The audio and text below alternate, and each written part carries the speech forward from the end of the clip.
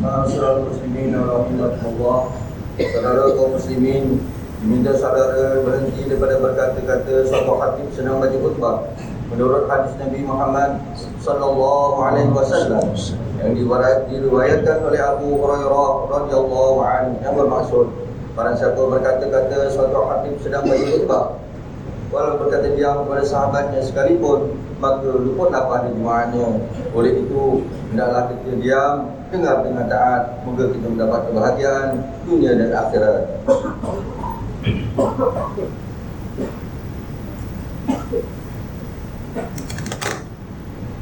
Alhamdulillahil qahir wa huwa alladhi khalaqa minal ma'i basharan faj'alahu nasaban wa sihran wa kana rabbuka qadira. Asyhadu an la ilaha illallah wahdahu la syarika lah wa asyhadu anna sayyidana Muhammadan 'abduhu wa rasuluh. Allahumma shalli wa sallim ala sayyidina Muhammad wa ala alihi wa ashabihi ajma'in. Amma ba'du, fa ya ibadallah ittaqullah usikum wa iyaya bittaqullah laqad faza al-muttaqun. Qala Allah ta'ala fi kitabihil 'aziz, ya ayyuhalladzina amanu أطيعوا الله وأطيعوا الرسول وأولي الأمر منكم فإن تنازعتم في شيء فردوه إلى الله والرسول إن كنتم تؤمنون بالله واليوم الآخر ذلك خير وأحسن تأويلا. Bermaksud, wahai orang-orang yang beriman, taatlah kamu kepada Allah dan taatlah kamu kepada Rasulullah dan kepada ulil amr, yakni orang yang berkuasa daripada kalangan kamu, dan jika kamu berbantah-bantah, yakni berselisihan dalam satu perkara, maka hendaklah kamu membalikannya kepada kitab Allah, yakni Al-Quran dan Sunnah Rasul. Jika kamu benar-benar beriman kepada Allah dan hari akhirat, yang demikian adalah lebih baik bagi kamu dan lebih elok pula kesudahannya. Sidang Jumaat yang dirahmati Allah sekalian, marilah kita meningkatkan rasa takwa kita kepada Allah Subhanahu wa taala dengan bersungguh-sungguh melaksanakan segala perintahnya dan meninggalkan segala larangannya. Mudah-mudahan ketakwaan yang dibina mampu untuk membentuk keimanan dalam diri, seterusnya menjadi seorang mukmin yang saleh. Mimbar Jumaat pada hari ini akan menyentuh berkenaan tajuk kewajiban memelihara nasab. Sidang Jumaat yang dimuliakan Allah sekalian, pernikahan adalah kunci kepada ketenangan hidup. Allah Subhanahu wa taala menciptakan manusia dengan fitrah hidup berpasang-pasangan. Wanita itu diciptakan untuk melengkapkan kehidupan lelaki, dan begitu juga sebaliknya orang lelaki akan menyempurnakan kehidupan seorang wanita. Kesempurnaan hidup ini tidak akan dapat dicapai kecuali melalui jalan pernikahan. Melalui jalan pernikahan inilah maka akan lahirnya zuriat keturunan manusia yang akan menyambung pertalian nasab seseorang. Agama Islam memberikan jalan penyelesaian yang terbaik terhadap segala permasalahan hidup. Di antara perkara yang perlu diurus dengan baik di dalam diri seorang mukmin ialah menguruskan kehendak jiwa dan hawa nafsunya. Bagi golongan yang kufur, mereka merasa bebas untuk menuruti hawa nafsu. Mereka yang hidup berpandukan hawa nafsu akan tenggelam dengan keseronokan dunia dan akhirat, dan akhirnya akan terperangkap dengan hasutan syaitan. Namun bagi orang yang beriman, mereka meyakini bahawa setiap peraturan yang telah ditetapkan oleh Allah Subhanahu wa taala itu mempunyai hikmah dan kebaikan yang tersendiri. Oleh kerana itu Allah Subhanahu wa taala menghalalkan pernikahan bagi manusia dan menjadikannya sebagai jalan keluar bagi mengelakkan perbuatan zina. Firman Allah Subhanahu wa taala dalam surah Al-Furqan ayat 54 yang telah dibacakan pada awal khutbah tadi yang bermaksud, dan ia jugalah yang menjadikan manusia daripada air, lalu dijadikan manusia itu mempunyai titisan, baka dan pertalian keluarga, persemendaan, dan sememangnya Tuhanmu berkuasa menciptakan apa-apa sahaja yang dikehendakinya. Ma'asyiral muslimin rahimahumullah, memelihara keturunan atau nasab adalah menjadi salah satu daripada matlamat perkahwinan dalam Islam. Dalam arti kata yang lain, perkahwinan bukan sekadar untuk memperolehi keseronokan zahir dan batin, tetapi ia juga sebagai satu jalan untuk memperolehi zuriat dalam dan menyambung keturunan melalui ikatan yang sah. Nasab adalah merupakan kenikmat nikmat kurniaan yang besar daripada Allah Subhanahu wa taala kepada manusia. Syariat Islam mengutamakan pertalian nasab, keturunan dan memerintahkan supaya ia dipelihara dan dijaga. Atas sebab inilah Islam mengharamkan zina dan menganggapnya sebagai perbuatan yang tercela. Walaupun agama menganjurkan kita supaya meramaikan zuriat, namun perlu diingat bahawa caranya bukanlah dengan melakukan zina. Allah Subhanahu wa taala mengingatkan manusia supaya jangan sesekali mendekati dan membuka ruang terhadap perbuatan zina ini. Menerusi firman-Nya dalam surah Al-Isra ayat 32. Wala taqrabuz zina innahu kana fahishatan wa sa'a sabila. Yang bermaksud, dan janganlah kamu mendekati zina. Sesungguhnya zina itu adalah suatu perbuatan yang keji dan suatu jalan yang buruk, yakni membawa kepada kerosakan. Allah Subhanahu wa taala mengharamkan zina disebabkan kesan buruk dan fitnah yang terhasil daripadanya. Zina mengundang fitnah dan kerosakan yang besar dalam masyarakat. Ia boleh menyebabkan perpecahan dalam hubungan keluarga, dan anak yang terhasil daripada perbuatan zina tidak mendapat kedudukan yang sah dalam agama. Mereka dianggap lahir tidak berbapa.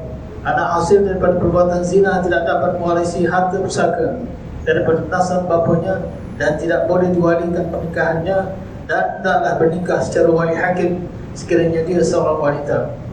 Sebahagian besar ulama menyatakan bahawa anak yang tidak sah taram ini tidak dibenarkan namanya dinasabkan kepada nama bapa kandung atau mana-mana lelaki yang mengaku sebagai bapanya. Hal ini kerana syariat Islam amat mementingkan pemeliharaan nasab keturunan yang akan memberi kesan hukum lain seperti hubungan mahram, perwalian, pembagian harta pusaka, perkahwinan, nafkah dan lain-lain lagi. Saudara-saudara sidang hadirin yang dirahmati Allah sekalian, Rasulullah SAW menegah daripada menasabkan nama anak yang tidak sah taram ini kepada nama bapa kandungnya. Hal ini sebagaimana yang disebutkan dalam sebuah hadis yang diriwayatkan daripada Sa'ad bin Abi Waqqas radhiyallahu anhu. Rasulullah SAW pernah bersabda yang bermaksud, barang siapa yang mendakwa untuk menasabkan kepada selain bapanya, sedangkan dia mengetahui bahawa orang itu bukan bapanya, maka haram ke atasnya untuk menghuni syurga. Hadis riwayat Imam Bukhari dan Muslim.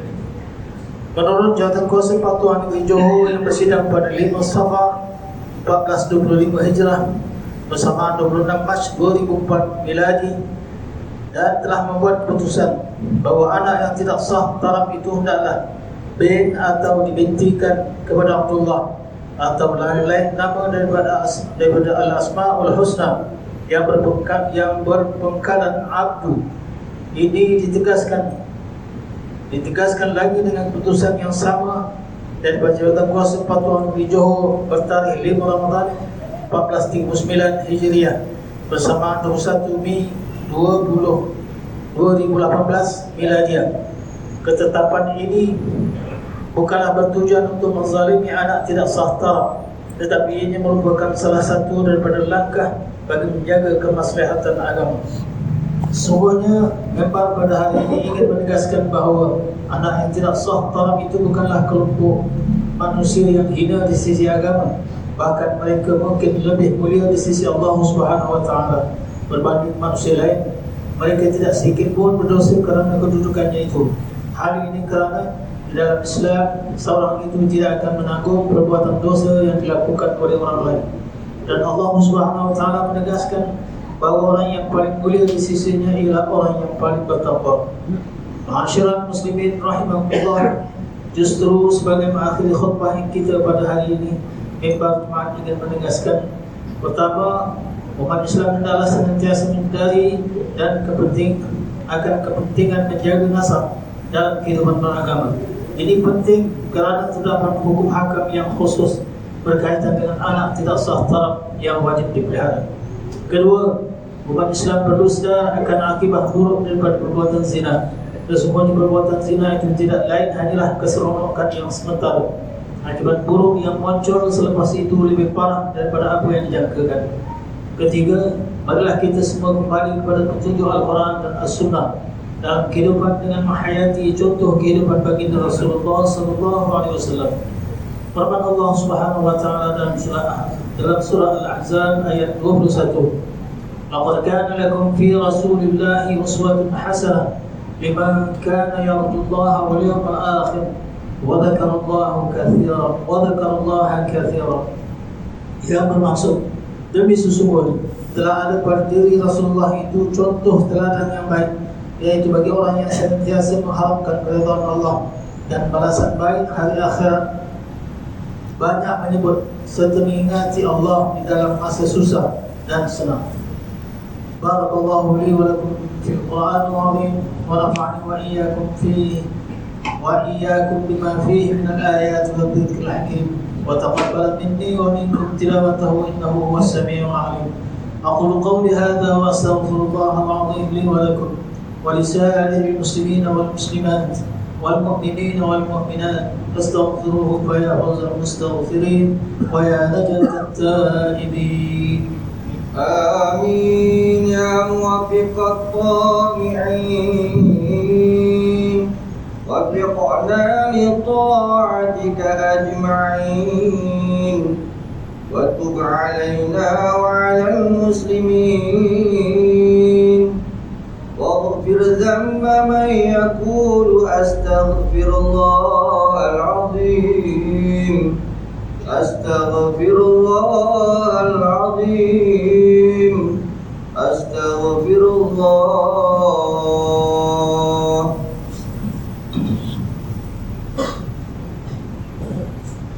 الحمد لله حمدا كثيرا كما أمر. أشهد أن لا إله إلا الله وحده لا شريك له إقرارا بربوبيته وإرغاما لمن جحد به وكفر. وأشهد أن سيدنا محمدا سيد البشر صلى الله وسلم على سيدنا محمد وعلى آله وصحبه ما اتصلت عين بنظر وأذن بخبر. أما بعد فيا عباد الله اتقوا الله فيما أمر وانتهوا عما نهاكم عنه وزجر.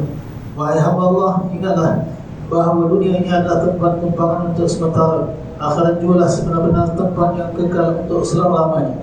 Oleh itu marilah kita bertakwa kepada Allah untuk mendapatkan kebahagiaan serta menyelamatkan diri daripada siksaan api neraka. Allah berfirman dalam surah Al-Ahzab ayat 56, Inna Allah wa malaikatahu yusalluna 'alan nabi ya ayyuhalladzina amanu sallu 'alaihi wa sallimu taslima. Bermaksud, sesungguhnya Allah dan malaikatnya berselawat, yakni memberi segala perhormatan dan kebaikan kepada Nabi Muhammad sallallahu alaihi wasallam. Wahai orang yang beriman, berselawatlah kamu kepadanya serta ucapkanlah salam sejahtera dengan penghormatan yang sepenuhnya.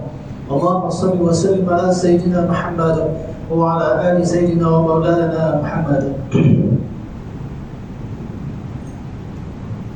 Marilah kita bermohon kepada Allah Subhanahu wa taala, semoga Allah meridai khalifah Rasulullah sallallahu alaihi wasallam, yaitu Sayyidina Abu Bakar As-Siddiq radhiyallahu anhu, Sayyidina Umar bin Khattab radhiyallahu anhu, Sayyidina Utsman bin Affan radhiyallahu anhu, dan Sayyidina Ali bin Abi Thalib radhiyallahu anhu, dan sahabat-sahabat baginda yang sama-sama berjuang menegakkan agama Allah yang maha suci ini radhiyallahu anhum.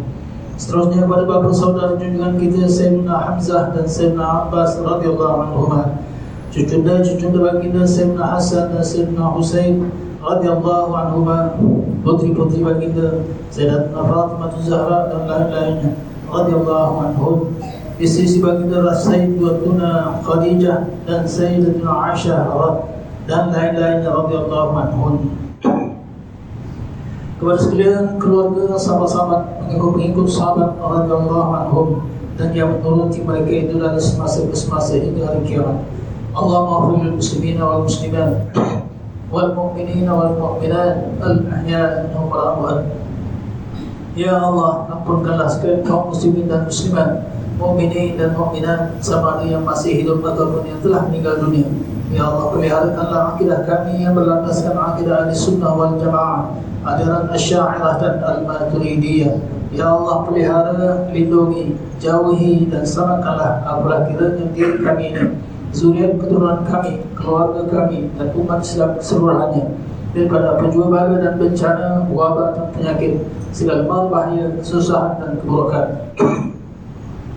Ya Allah, kurniakanlah kemuliaan dan kesejahteraan kepada mereka yang berjihad dan menafkahkan hartanya ke jalan-Mu seperti pembayar zakat, wakaf dan seumpamanya.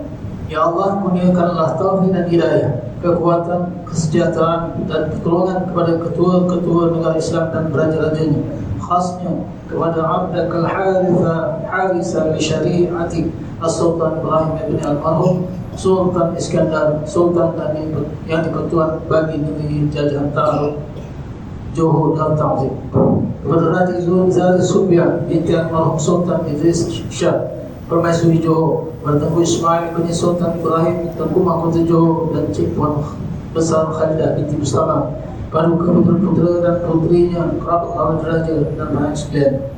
Allahumma a'izz al-Islam wal muslimin wa khzul al-kafarata wal mubtadi as-sayyi'ati wal musyrikin wa kullu man huwa aduwwun lid-din. Allahumma farrijhum al-muslimin واقض الدين عن المدين واحسن خلاص المسجونين واجعل هذا البلد امنا مطمئنا راخيا وسائر بلاد المسلمين امين يا رب العالمين. اللهم ادخلنا وذرياتنا ورسولنا وفروعنا الجنه مع الابرار يا عزيز يا غفار يا رب العالمين. ربنا هب لنا من ازواجنا وذرياتنا قرة اعين واجعلنا للمتقين عبادا. ربنا اغفر لنا ولاخواننا الذين سبقونا بالايمان ولا تجعل في قلوبنا غلا للذين امنوا ربنا انك رؤوف رحيم. ربنا آتنا في الدنيا حسنة وفي الآخرة حسنة وقنا عذاب النار والحمد لله رب العالمين. عباد الله، إن الله يأمر بالعدل والإحسان وإيتاء ذي القربى وينهى عن الفحشاء والمنكر والبغي يعظكم لعلكم تذكرون. فاذكروا الله العظيم يذكركم واشكروا على نعمه يزدكم ولذكر الله أكبر والله يعلم ما تصنعون. أقم الصلاة.